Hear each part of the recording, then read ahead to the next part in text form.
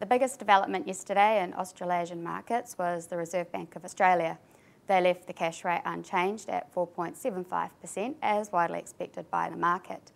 The tone of the statement didn't deliver many surprises. Indeed, what was quite surprising was the Reserve Bank of Australia did move away from its previous tightening bias to a more neutral stance. This suggests that rates won't go up for a wee while and well into the new year. We have now pushed our expectation of the next cash rate hike for Australia back till April next year. The decision to remain on hold comes as some relief for Australian borrowers, which just wore a 45 basis point increase in interest rates in November.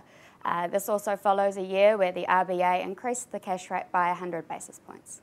The market reaction to the announcement was fairly subdued, particularly given that markets are focused on offshore events at the minute.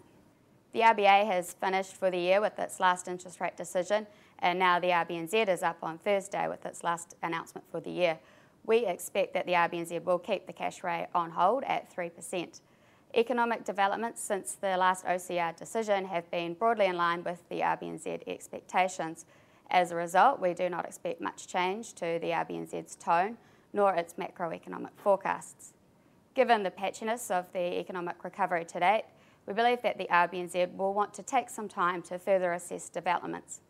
Nonetheless, we believe the time for the RBNZ to next increase the cash rate will be March.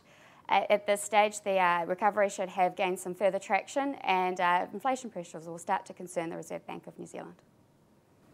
The key development overnight was the announcement by President Obama that the tax cut program has been extended for another 2 years.